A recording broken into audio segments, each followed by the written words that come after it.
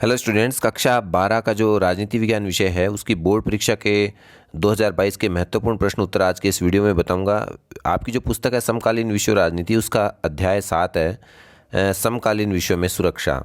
तो उस 7वें पाठ के जो महत्वपूर्ण प्रश्न बोर्ड परीक्षा में आने वाले हैं वो आपको मैं आज के इस वीडियो में आपको बताने वाला हूँ। चैनल को सब्सक्राइब नहीं किया है तो सब्सक्राइब कीजिएगा। अन्य पाठों के भी अगर आपको वीडियो चाहिए तो इनका लिंक मैं डिस्क्रिप्शन बॉक्स में नीचे दे दूंगा। तो आइए शुरू करते हैं वीडियो को। सबसे पहला प्रश्न अति लघु उत्तरात्मक प्रश्नों में, सुरक्षा का बुनियादी अर्थ क्या है? तो सुरक्षा का बुनियादी अर्थ है खतरे से आज़ादी। तो बुनियादी अर्थ जो है वो है खतरे से आज़ादी। इसके बाद में अगला प्रश्न है, सुरक्षा की कितनी धारणाएं हैं? तो सुरक्षा की 2 धारणाएं हैं, एक तो पारंपरिक और एक अपारंपरिक। तो ये याद कीजिएगा, सुरक्षा की 2 धारणाएं हैं, एक तो पारंपरिक और एक अपारंपरिक, या परंपरागत अपरंपरागत भी कह सकते हैं। अगला प्रश्न है, आतंकवाद जो है वो कौन से श्रेणी में आता है इनमें? तो आतंकवाद जो है वो अपरंपरागत श्रेणी में आता है, इसको याद रखिएगा आप। आतंकवाद जो है वो परंपरागत में नहीं आता, अपरंपरागत में आता है। अगला प्रश्न है, एनपीटी, इसका पूरा नाम क्या है और यह किस वर्ष में हुई? तो एनपीटी का पूरा नाम है न्यूक्लियर नॉन प्रोलिफेरेशन ट्रीटी, परमाणु अप्रसार संधि, इसको यह भी बोलते हैं हिंदी में। और सन 1968 में यह प्रोलिफेरेशन ट्रीटी जो है न्यूक्लियर की नॉन प्रोलिफेरेशन ट्रीटी जो है वो हुई थी। अगला प्रश्न है, पारंपरिक सुरक्षा की धारणा के अंतर्गत अपरोध का क्या अभिप्राय है? तो पारंपरिक सुरक्षा की धारणा के अंतर्गत अपरोध का अर्थ है युद्ध की आशंका को रोकना, तो ये है अपरोध। अच्छा, इसके बाद में अगला है, पारंपरिक बाह्य सुरक्षा नीति के कोई 2 तत्व लिखिए। तो पारंपरिक बाह्य सुरक्षा नीति के 2 तत्व हैं, शक्ति संतुलन और गठबंधन बनाना, ये 2 है, बाकी और भी हो सकते हैं।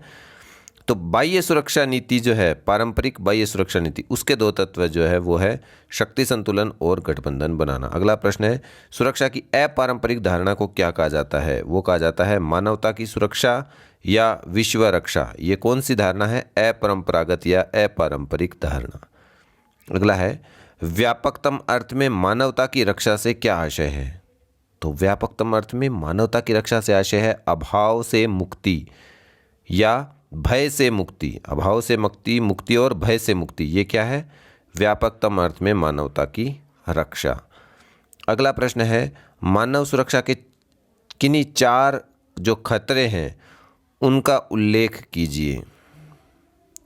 तो 4 खतरे हम 5 बता देते हैं। एक तो पर्यावरण का नुकसान पहुंचना, ग्रीन हाउस गैसों का अत्यधिक उत्सर्जन, परमाणु युद्ध का भय, बढ़ती हुई जनसंख्या, वैश्विक ताप वृद्धि। ये कि मानवता के लिए ये कुछ खतरे हैं, तो इनको, ये 4-5 पॉइंट है, ये मानवता के लिए खतरे हैं, इनको याद कीजिएगा। अगला है, सुरक्षा के 2 रूप, पारंपरिक सुरक्षा और अपारंपरिक सुरक्षा। अगला है, पारंपरिक सुरक्षा क्या है? अभी पारंपरिक सुरक्षा में पढ़ा, तो पारंपरिक सुरक्षा में यह स्वीकार किया गया है कि हिंसा का प्रयोग जहाँ तक हो सके कम से कम होना चाहिए। 2 प्रकार के हमने पढ़े, पारंपरिक और अपारंपरिक। तो पारंपरिक सुरक्षा जो है उसमें यह कहा गया है कि हिंसा जो है जहाँ तक हो सके कम से कम हिंसा है वो होनी चाहिए। अच्छा, अपारंपरिक सुरक्षा क्या है? अपारंपरिक सुरक्षा की धारणा है वो सैन्य खतरों से नहीं है, सैनिक युद्ध वाली बात नहीं है। तो सैन्य खतरों से संबंधित न हो करके ये मानव अस्तित्व को चोट पहुंचाने वाले व्यापकतम खतरों से, जैसे अभी आपको ऊपर बताया भी था मैंने कि अपारंपरिक सुरक्षा के अंतर्गत मानवीय अस्तित्व को चोट पहुंचाने वाले खतरे आते हैं, जैसे पर्यावरण वाला बताया था, पर्यावरण ह्रास, पर्यावरण प्रदूषण, है ना, ग्लोबल वार्मिंग। तो ऐसी जो हम मानव के लिए खतरे पहुंचाने वाली जो चीज़ें हैं वो आती है अपारंपरिक सुरक्षा के अंतर्गत। अगला प्रश्न है, परंपरागत सुरक्षा और अपरंपरागत सुरक्षा में एक अंतर लिखें। तो परंपरागत सुरक्षा का दृष्टिकोण होता है वो संकुचित होता है, एक ही अंतर बताना है। तो परंपरागत सुरक्षा का दृष्टिकोण संकुचित है, जबकि अपरंपरागत सुरक्षा का दृष्टिकोण है वो व्यापक है। या इनकी परिभाषा जो अपने ऊपर वाले प्रश्न में दी थी वो इनमें अंतर आप लिख सकते हैं, वो भी अंतर लिख सकते हैं। अगर 2 अंतर पूछे तो एक में परिभाषा और एक में ये व्यापक और संकुचित वाला अंतर लिख सकते हो। अगला है, निशस्त्रीकरण से आप क्या समझते हैं? तो निशस्त्रीकरण हो गया हथियारों के निर्माण या उनको हासिल करने पर अंकुश लगाना, ये क्या होता है? निशस्त्रीकरण। निशस्त्रीकरण मतलब हथियारों का निर्माण भी नहीं करना और उनको हासिल करना, इन सब पर अंकुश लगाना। निर्माण भी नहीं करना और हासिल भी नहीं करना, यानी इन पर अंकुश लगाना। अगला है विश्व तापन यानी ग्लोबल वार्मिंग जिसको हम बोलते हैं, वो क्या है? विश्व तापन से अभिप्राय विश्व स्तर पर पारे में लगातार होने वाली वृद्धि है जिसके कारण से विश्व का वातावरण है वो गर्म होता जा रहा है। अगला है आतंकवाद के कोई दो रूप लिखिए। आतंकवाद जैसे विमान अपहरण करके आतंक फैलाना, भीड़ भाड़ वाली जगहों पर विस्फोट करना, तो ये आतंकवाद के दो रूप हो गए। अच्छा, सुरक्षा की अपने दो धारणाएं पढ़ी, एक तो परंपरागत पारंपरिक और एक अपारंपरिक। तो अपारंपरिक धारणा के दो पक्ष बताने हैं। तो अपारंपरिक धारणा के दो पक्ष है, एक तो मानवता की सुरक्षा और एक विश्व सुरक्षा। अगला प्रश्न है ऐसी दो संधियों के नाम लिखिए जो अस्त्र नियंत्रण से संबंधित है। तो वो है सामरिक अस्त्र परिसीमन संधि, एक परमाणु अप्रसार संधि जो आपको ऊपर बताया भी था, एक इसका फुल फॉर्म वाला प्रश्न, एनपीटी का पूरा नाम। तो वो परमाणु अप्रसार संधि, ये भी क्या है, किससे संबंधित है? अस्त्र नियंत्रण से संबंधित दो संधियां हैं। अगला है विश्व सुरक्षा का क्या अर्थ है? विश्व सुरक्षा से आशय है पृथ्वी के बढ़ते तापमान, अंतर्राष्ट्रीय आतंकवाद, एड्स जैसे असाध्य रोगों पर रोक लगाना। तो ये विश्व सुरक्षा है। क्षेत्रीय सुरक्षा से क्या आशय है? क्षेत्रीय सुरक्षा से आशय है सशस्त्र विद्रोहियों तथा विदेशी आक्रमणकारियों से किसी भूभाग अथवा उसके निवासियों के जान माल की रक्षा करना। यानी आक्रमणकारियों से या विद्रोहियों से किसी एक क्षेत्र की या किसी भूमि की या भूभाग की या वहाँ रहने वाले लोगों की जान माल की जो रक्षा हम करेंगे वो क्या होगा?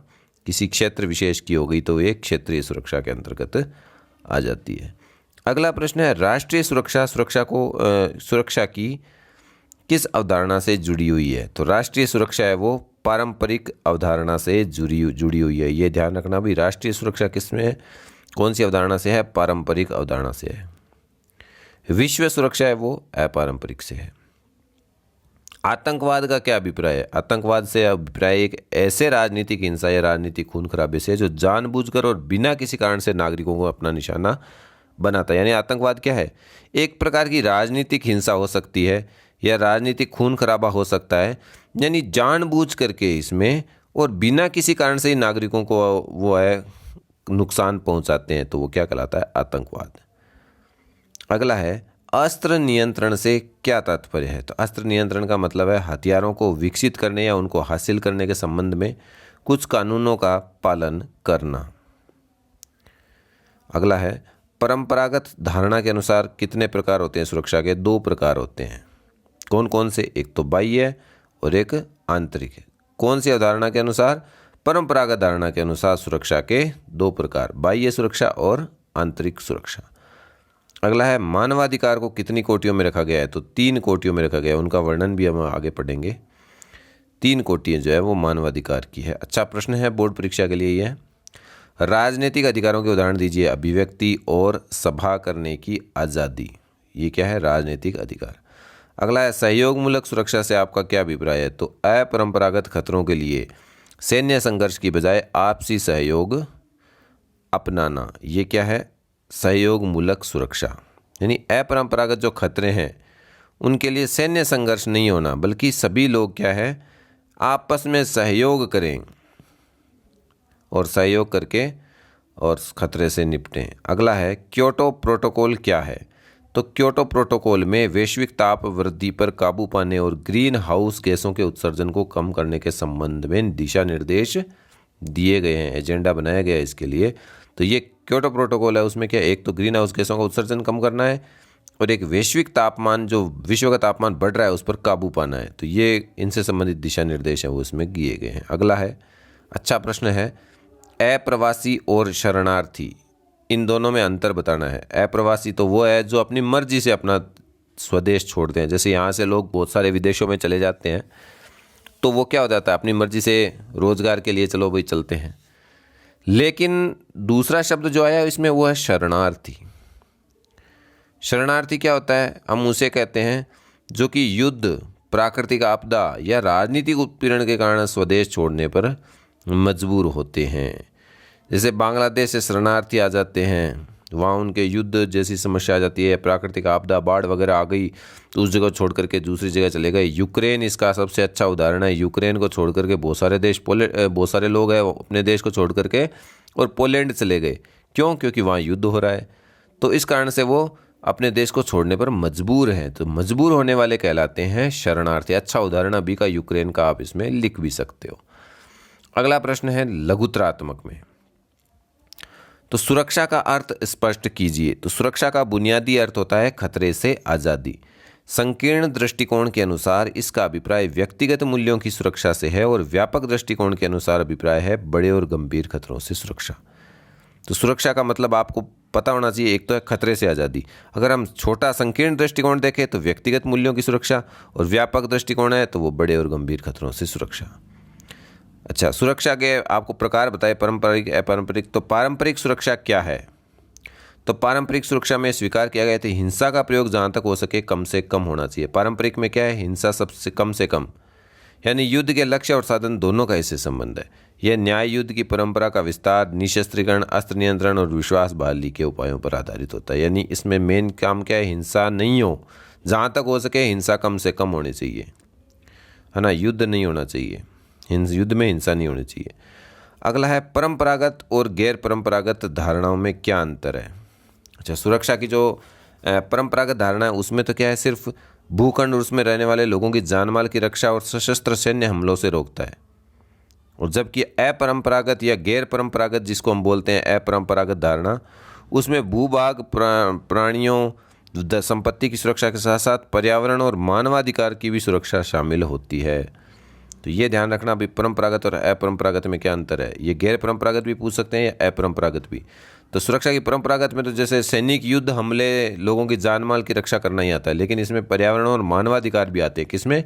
गैर परंपरागत या अपरंपरागत में। लोगों की सुरक्षा तो करनी है, भूभाग की, प्राणियों की, संपत्ति की सुरक्षा तो होनी है, लेकिन पर्यावरण और मानवाधिकारों की सुरक्षा भी इसमें शामिल होती है। अगला है एंटी बैलिस्टिक जो संधि है, मिसाइल संधि है, वो कब और क्यों की गई? तो 1972 में हुई ये एंटी बैलिस्टिक मिसाइल संधि, और अमेरिका और सोवियत संघ को बैलिस्टिक मिसाइलों को रक्षा कवच के रूप में इस्तेमाल करने से रोका गया। अपनी देश की रक्षा करनी है तो इन मिसाइलों का उपयोग वो करते थे, लेकिन उनको रोकना है, उनके इस्तेमाल करने से रोकना है। अमेरिका और सोवियत संघ को इन मिसाइलों का उपयोग करने से रोकने के लिए एंटी बैलिस्टिक मिसाइल संधि है वो की गई।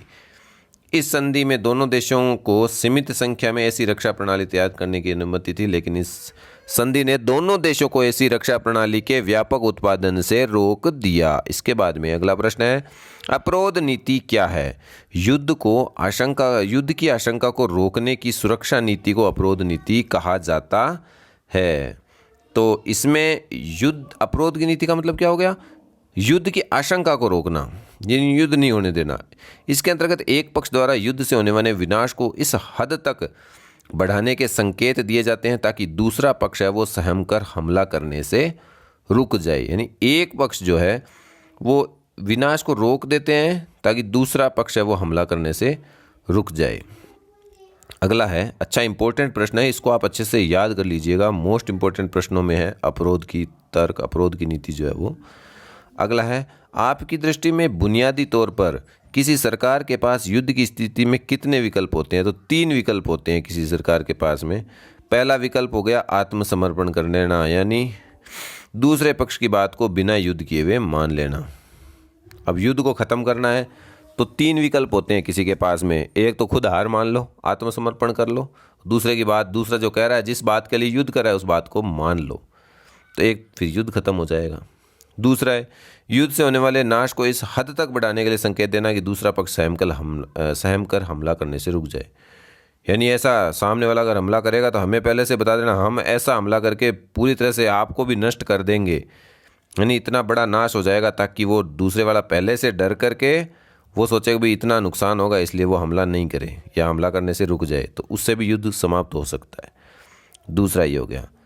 तीसरा जो इसका पॉइंट है कि यदि युद्ध ठन जाए तो अपनी रक्षा करना ताकि हमलावर देश अपने मकसद में कामयाब नहीं हो सके और पीछे हट जाए, या हमलावर को पराजित कर देना, उसको हरा देना, तो ये भी एक इस युद्ध को ख़त्म कर सकता है। अगला प्रश्न है, आप वर्तमान विश्व में सुरक्षा को किससे खतरा मानते हैं? कोई 2 कारणों का उल्लेख कीजिए। तो वर्तमान विश्व में जो दो प्रमुख खतरे हैं, हम तो मानते हैं भाई वैश्विक तापमान वृद्धि। वर्तमान में विश्व में वैश्विक तापमान का जो वृद्धि हो रही है वो संपूर्ण मानव जाति के लिए खतरा है। अब जैसे अभी जो दो देशों के बीच अगर युद्ध चलता है तो वो तो दो देशों के लिए खतरा है, लेकिन तापमान में वृद्धि हो रही है वो सभी देशों के लिए खतरे की घंटी है। अच्छा, इसके बाद में दूसरा पॉइंट हम मान सकते हैं पर्यावरण का प्रदूषण। इतना तीव्र गति से पर्यावरण प्रदूषित हो रहा है कि विश्व की सुरक्षा के समक्ष एक गंभीर खतरा है वो उत्पन्न हो गया। ये बहुत बड़ी एक समस्या के अंतर्गत माना जाता है। अगला है मानवाधिकारों को कितनी कोटियों में रखा गया है। तो मानवाधिकारों, ये इंपॉर्टेंट प्रश्न है, इसको याद कर लीजिएगा। मानवाधिकारों को 3 कोटियों या श्रेणियों में रखा गया है। तो ये 3 कोटियाँ या मानवाधिकार की कौन कौन सी है? पहला है राजनीतिक अधिकार, दूसरा है आर्थिक और सामाजिक अधिकार। तो राजनीतिक और तीसरा नीचे दिया हुआ, पहले पहला देखते हैं। राजनीतिक अधिकार जैसे अभिव्यक्ति और सभा करने की आज़ादी। दूसरा है आर्थिक और सामाजिक अधिकार। तीसरा है उपनिवेशीकृत जनता अथवा जातीय और मूलवासी अल्पसंख्यक जो लोग हैं उनके अधिकार, मूलवासी जो लोग हैं उनके अधिकार। अगला प्रश्न है आप भारत की सुरक्षा नीति के 2 घटक बताइए। तो भारत की जो सुरक्षा नीति है उसके जो 2 घटक हैं उसमें पहला है सैन्य क्षमता को मजबूत करना। तो भारत ने अपने चारों तरफ परमाणु हथियारों से लैस देशों को देखते हुए भारत ने 1974 और 1998 में परमाणु परीक्षण करके अपनी सैनिक क्षमता को मजबूत किया है। दूसरा है अंतर्राष्ट्रीय संस्थाओं को मजबूत करना। तो भारत ने क्या सुरक्षा के जो अपने हित है उनको बचाने के लिए अंतर्राष्ट्रीय कायदे और संस्थाओं को मजबूत करने की नीति है वो अपनाई है। तो ये 2 पॉइंट भारत के हैं। उसके बाद में अगला प्रश्न है आंतरिक रूप से विस्थापित जन से क्या अभिप्राय है। अच्छा, इंपॉर्टेंट प्रश्न यह भी है कि जो लोग राजनीतिक उत्पीड़न, जातीय हिंसा आदि किसी कारण से अपने घर बार छोड़कर अपने ही देश या राष्ट्र की सीमा के भीतर रह रहे हैं वो आंतरिक रूप से विस्थापित जन कहा जाता है। जैसे एक तरह से शरणार्थी जो थे वो तो दूसरे देश के हिसाब से हो गए, दूसरे देश से आ रहे हैं, लेकिन अपने देश के ही अगर लोग, एक ही देश के लोग उसी देश के अंदर दूसरी जगह अगर उनको किसी कारणवश जाना पड़े, राजनीतिक उत्पीड़न के कारण या फिर जातीय हिंसा के कारण, अगर इन कारणों से अपना घर बार छोड़ करके अपने ही देश के अंदर राष्ट्र की सीमा के भीतर ही दूसरी जगह जाना पड़े, जैसे आपने अभी कश्मीर फाइल्स फिल्म देखी होगी, कश्मीर घाटी छोड़ने वाले कश्मीरी पंडित जो है उनसे संबंधित थी। तो उसमें क्या था, वो किसी कारणवश जो है उस कश्मीर को छोड़ करके, कश्मीरी पंडित है वो अन्य राज्यों में चले गए कश्मीर को छोड़ करके। तो ये जो है ये कहलाता है आंतरिक रूप से विस्थापित जन, ये इसका उदाहरण है। अगला प्रश्न है परंपरागत सुरक्षा के किन्हीं 4 तत्वों का उल्लेख कीजिए। परंपरागत सुरक्षा के 4 तत्व निम्नलिखित हैं। परंपरागत खतरे, सुरक्षा की परंपरागत धारणा में सैन्य खतरों को किसी भी देश के लिए सर्वाधिक घातक माना जाता है। इसका स्रोत कोई अन्य देश होता है जो सैनिक हमले की धमकी देकर के स्वतंत्रता, संप्रभुता, अखंडता इन सब को प्रभावित करता है। तो ये खतरे के परंपरागत सुरक्षा के 4 तत्व है परंपरागत खतरे। दूसरा है युद्ध से, दूसरा पॉइंट युद्ध। तो युद्ध से साधारण लोगों के जीवन पर भी खतरा मंडराता है क्योंकि युद्ध में जन सामान्य को बहुत ज़्यादा नुकसान पहुंचता है। तीसरा है शक्ति संतुलन। प्रत्येक सरकार दूसरे देशों से शक्ति संतुलन को लेकर के बहुत ज़्यादा अत्यधिक संवेदनशील रहती है। और चौथा है गठबंधन। गठबंधन जब करते हैं तो विभिन्न देश सैनिक हमलों को रोकने के लिए, जैसे नाटो वगैरह संगठन बनाते हैं, वार्सा पैक्ट, नाटो जो आपने पढ़ा, तो उस तरह के संगठन बनाने के लिए, सैनिक हमले को रोकने और रक्षा के लिए मिलजुल कर कदम उठाते हैं, तो गठबंधन भी बनाते हैं। अगला है सहयोग मूलक सुरक्षा। ये क्या है? तो सुरक्षा पर मंडराते अनेक अपारंपरिक खतरों से निपटने के लिए सैन्य संघर्ष की नहीं बल्कि आपसी सहयोग की जरूरत होती है। अच्छा, इंपॉर्टेंट प्रश्न है परीक्षा के लिए कि सहयोग मूलक सुरक्षा क्या है। तो सहयोग है वो हो सकता है 2 देशों के बीच में, एक क्षेत्रीय हो सकता है, महादेशीय हो सकता है, या पूरे विश्व स्तर पर भी सहयोग, विभिन्न लोग मिलकर के, विभिन्न देश मिलकर के सहयोग करें। तो इस सुरक्षा में विभिन्न देशों के अतिरिक्त अंतर्राष्ट्रीय, राष्ट्रीय स्तर की कुछ संस्थाएं, संगठन ये भी शामिल हो सकते हैं। सहयोग मूलक सुरक्षा में भी अंतिम उपाय के रूप में बल उपयोग, अगर सहयोग करने से फिर भी ये अगर नहीं मान रहे तो उससे अंतिम उपाय के रूप में बल प्रयोग भी थोड़ा बहुत उसमें कर सकते हैं। तो ये पाठ आपकी जो है वो अच्छा इम्पोर्टेंट प्रश्न पाठ है। इसमें से लघुतरात्मक, अतिलघुतरात्मक बहुत सारे प्रश्न हैं वो आने वाले हैं। 5 अंकों का ये पाठ है। चैनल को सब्सक्राइब कर लीजिए।